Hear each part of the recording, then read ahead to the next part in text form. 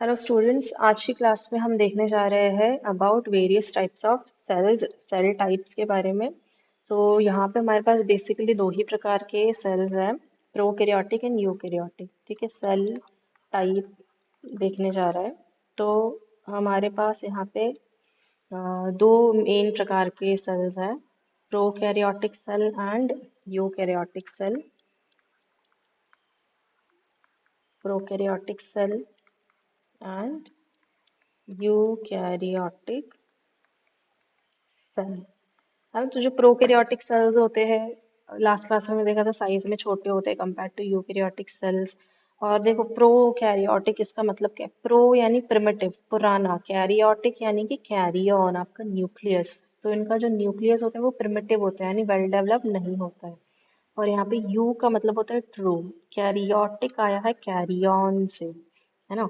इनके पास एक true nucleus होता है।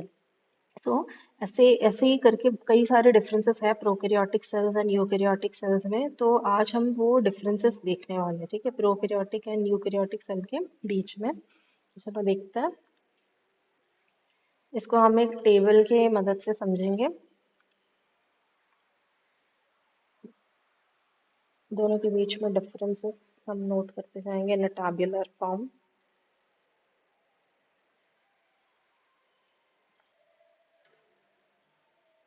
टेबल बना लेते हैं।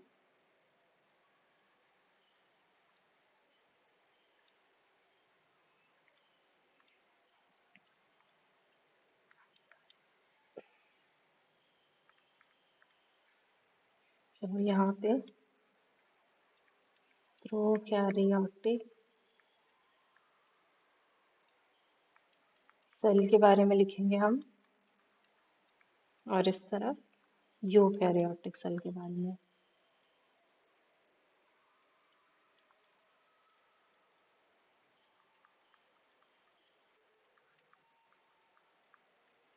देखो, तो इनमें सबसे पहला डिफरेंस मैंने आपको बता दिया। पहला डिफरेंस है ये, जो जो इंजन के बेस पे इसका नाम भी डिपेंड करता है ना, प्रोकैरियोटिक, यानी इनके पास होता है प्रिमिटिव न्यूक्लियस, पुराना न्यूक्लियस जो इतना ज़्यादा वेल डेवलप नहीं है। जब इसका इनके स्ट्रक्चर्स हम पढ़ेंगे ना, यूकैरियोटिक एंड प्रोकैरियोटिक सेल के, तो वहाँ और अच्छे से समझेगा। तो इनके पास होता है प्रिमिटिव न्यूक्लियस, और इनके पास होता है एक well developed nucleus, true nucleus, properly developed nucleus. तो देखो, इनके पास जो न्यूक्लियस होता है उनमें उसके अराउंड होती है न्यूक्लियर मेम्ब्रेन। दो मेम्ब्रेन्स होती है, न्यूक्लियर मेम्ब्रेन, और अंदर प्रेजेंट होता है न्यूक्लियोलस, जो कि यहाँ पे नहीं होता, प्रोकैरियोटिक सेल में नहीं होता है। तो उसका जो जेनेटिक मटेरियल है उसे हम कहते हैं न्यूक्लियोइड। यहाँ पे न्यूक्लियस ये शब्द आएगा ही नहीं, ठीक है, इसको हम बोलेंगे न्यूक्लियोइड। न्यूक्लियस ये हम सिर्फ यूकैरियोटिक सेल के केस में यूज करेंगे।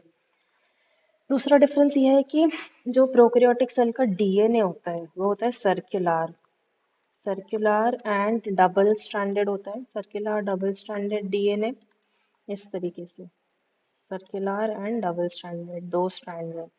और यहाँ पे जो डीएनए होता है वो होता है linear DNA, linear double stranded DNA, ऐसा। ये एक स्ट्रैंड और ये दूसरी स्ट्रैंड लीनियर है, ये सर्कुलर नहीं है। ये चीज़ हो गई। फिर इसका जो डीएनए होता है वो नेकेड होता है। नेकेड क्योंकि वो न्यूक्लियर मेम्ब्रेन से कवर्ड नहीं है, कोई न्यूक्लियर मेम्ब्रेन नहीं है इसके around, so it is called naked DNA. जबकि इसका नेकेड नहीं होता है, ठीक है। तो यहाँ पे डीएनए इज नॉट नेकेड, ठीक है, यहाँ पे डीएनए नेकेड नहीं होता है, it is covered by nuclear membrane, जबकि यहाँ पे नेकेड होता है। यहाँ पे हिस्टोन प्रोटीन्स एब्सेंट होते हैं, there are no histone proteins in the DNA. Histone proteins ये वो प्रोटीन्स होते हैं जो डीएनए के साथ एसोसिएटेड होते हैं। आगे के लेक्चर्स में और अच्छे से पढ़ेंगे, जो उसकी फोल्डिंग में हेल्प करते हैं, ठीक है। वो हिस्टोन प्रोटीन्स यहाँ पर नहीं होते हैं प्रोकैरियोटिक सेल में, और यहाँ पर हिस्टोन प्रोटीन्स प्रेजेंट होते हैं यूकैरियोटिक सेल्स में। हिस्टोन प्रोटीन्स आर प्रेजेंट, ठीक है, डीएनए के साथ एसोसिएटेड ये प्रोटीन्स होते हैं जो डीएनए की फोल्डिंग में हेल्प करते हैं।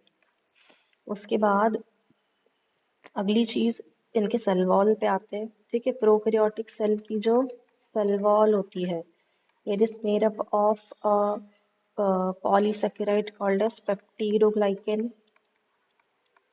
पेप्टिडोग्लाइकेन की बनी होती है। जबकि यहाँ पे जो सेल वॉल होती है यूकेरियोटिक सेल्स में, वो भी कुछ पॉलीसेकेराइड्स की बनी होती है, but it is not peptidoglycan. जैसे फॉर एग्जांपल प्लांट्स में, plant cell wall is made up of cellulose. अगर हम बात करते हैं फंगाई की, तो उसकी सेल वॉल में होता है chitin. Fungal cell wall is made up of chitin. अगर हम बात करते हैं आल्गे की, it is made up of pectin. algal cell wall is made up of pectin। तो ये कुछ डिफरेंसेस है। उसके बाद अगर हम प्लाज्मा मेम्ब्रेन पे आते हैं, ठीक है। सो प्रोकैरियोटिक सेल्स की जो प्लाज्मा मेम्ब्रेन होती है, इट कंटेन्स रेस्पिरेटरी पिगमेंट्स। क्योंकि जो रेस्पिरेशन का प्रोसेस है वो प्रोकैरियोटिक सेल में प्लाज्मा मेम्ब्रेन के ऊपर ही होता है, क्योंकि उसके लिए कोई अलग सेल ऑर्गेनल नहीं है, माइटोकॉन्ड्रिया नहीं होता है यहाँ पे। So it's plasma membrane contains respiratory pigments।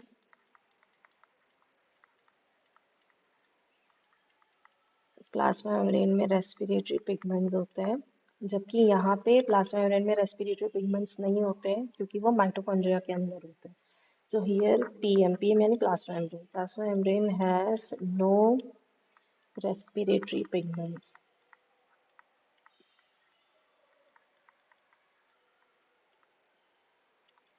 ठीक है, इसके बाद आगे कंटिन्यू करते हैं इन डिफरेंसेस को।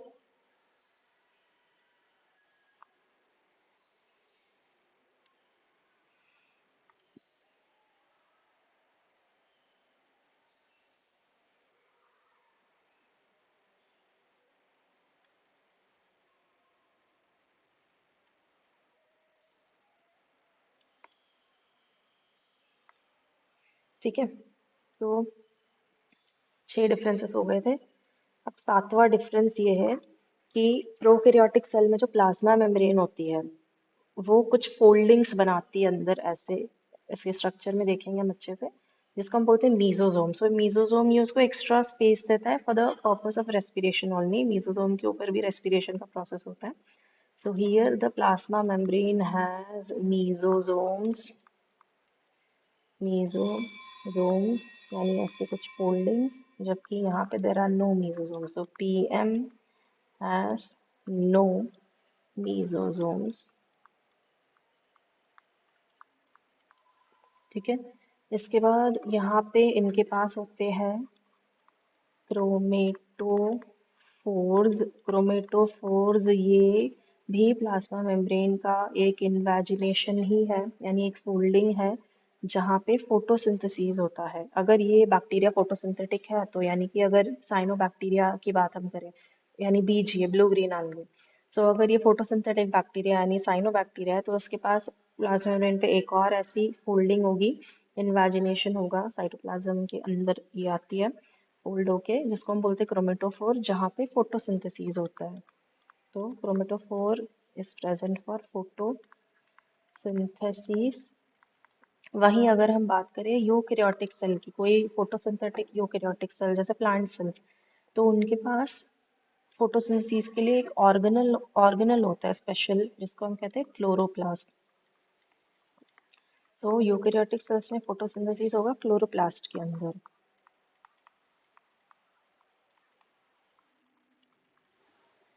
इसके बाद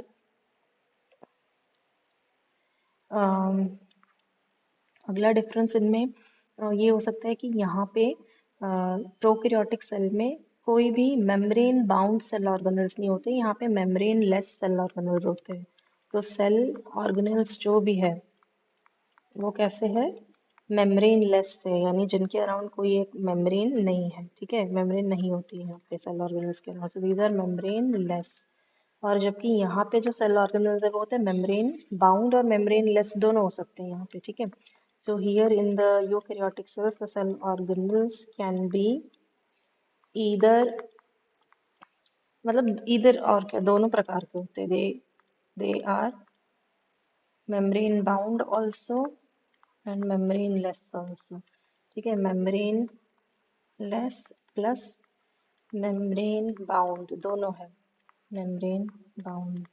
ठीक है, जैसे फॉर एग्जांपल अगर इसका एक एक एग्जांपल हम ले लें, तो जहाँ पे मेम्ब्रेन लेस सेल ऑर्गेन्स जैसे कि राइबोसोम्स होते हैं, और यहाँ पे मेम्ब्रेन लेस सेल ऑर्गेन्स में राइबोसोम्स हो गया ऑफ कोर्स, और उसके साथ साथ सेंट्रियोल भी होगा। एनिमल सेल में होता है सेंट्रियोल, प्लांट सेल में नहीं होगा। मेम्ब्रेन बाउंड में आएगा आपका गोल्गी बॉडी, माइटोकॉन्ड्रिया, है ना। तो ये सारे ऑर्गेनल्स हो गए, लाइजोसोम होगा। ठीक है, तो ये सारे मेम्ब्रेन बाउंड सेल ऑर्गेनल्स होते हैं। उसके बाद अगर हम बात करें राइबोसोम्स की, तो यहाँ पे होते हैं 70S राइबोसोम्स, और यहाँ पे होते हैं दोनों 70S as well as 80S ribosomes. दोनों प्रकार के राइबोसोम्स हमें यहाँ पे देखने मिलेंगे। ठीक है, सिर्फ 80S नहीं होते, 70S भी होता है। माइटोकॉन्ड्रिया, क्लोरोप्लास्ट, इनके अंदर होते हैं 70S राइबोसोम्स, और बाहर जो साइटोप्लाज्म में होते हैं वो होते हैं 80S राइबोसोम्स। तो दोनों प्रेजेंट होते हैं यहाँ, इसको हम आगे पढ़ेंगे। उसके बाद अगर हम देखें तो यहाँ पे जो वैक्यूल्स है, गैस वैक्यूल्स प्रेजेंट होते हैं प्रोकैरियोटिक सेल्स में। So gas vacuoles are pseudo vacuoles, इनको हम बोलते हैं सूडो वैक्यूल्स, क्योंकि इन वैक्यूल्स के अराउंड कोई मेम्ब्रेन नहीं होती, मेम्ब्रेन लेस वैक्यूल है।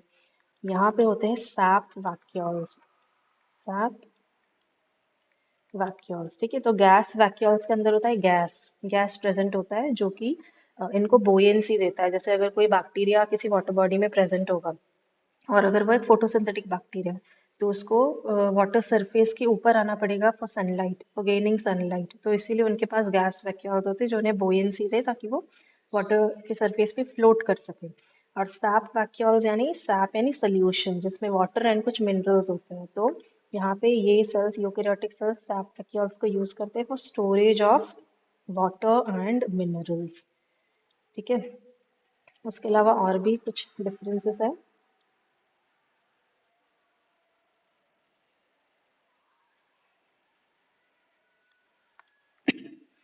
अब देखो यहाँ पे प्रोकैरियोटिक सेल में देयर इज नो साइटोस्केलेटन, यानी साइटोप्लाज्म में कोई भी प्रकार का ऐसी फाइबर्स वगैरह कुछ नहीं है जो इसको एक प्रॉपर स्ट्रक्चर प्रोवाइड कर सके। यहाँ पे साइटोस्केलेटन प्रेजेंट होता है। ठीक है, माइक्रोट्यूब्यूल्स वगैरह जैसे माइक्रोफाइब्रिल्स, जो कि इसको एक प्रॉपर स्ट्रक्चर देने में हेल्प करते हैं सेल को। ठीक है, उसके बाद यहाँ पे आपके प्रोकैरियोटिक सेल के पास जो फ्लाजेल्ला होता है वो सिंपल फ्लाजेल्ला होता है। सिंपल फ्लाजेल्ला यानी यहाँ पे 9+2 एरे अरेंजमेंट नहीं होती है। ठीक है, 9+2 अरेंजमेंट इज एब्सेंट।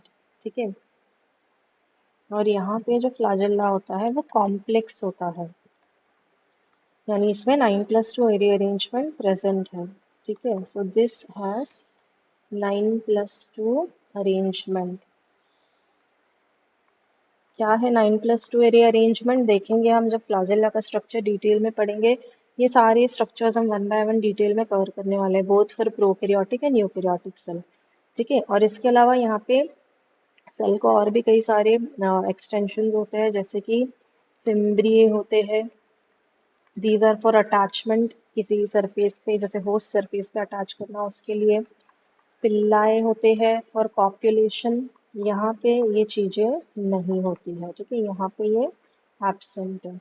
उसके अलावा यूकैरियोटिक सेल के पास सीलिया होते हैं। ठीक है, सीलिएटेड एपिथेलियम होता है ना, जैसे यहाँ पे सीलिया प्रेजेंट है, यहाँ पे सीलिया एब्सेंट होते हैं। प्रोकैरियोटिक सेल के पास सीलिया नहीं होते हैं। ठीक है, उसके बाद एग्जाम्पल्स देख लेते हैं इनके। तो इसका एग्जाम्पल है जैसे कि BGA, ब्लू ग्रीन algae। ठीक है, माइकोप्लाज्मा, ब्लू ग्रीन algae यानी ये साइनोबैक्टीरिया है जो फोटोसिंथेसिस करते हैं, ठीक है, फोटोसिंथेटिक बैक्टीरिया। उसके बाद आपके यू बैक्टीरिया यानी जो बैक्टीरिया है, नॉर्मल बैक्टीरिया वो, ठीक है। यहाँ पे आएंगे प्रोटिस्ट, फंगाई, प्लांट्स, सारे प्लांट्स एंड एनिमल्स, ठीक है। प्लांट्स में algae भी आ गए। तो ये थे कुछ differences between eukaryotic and prokaryotic cell. तो आज की क्लास में इतना ही। आगे के टॉपिक्स हम कंटिन्यू करेंगे इन द नेक्स्ट क्लास।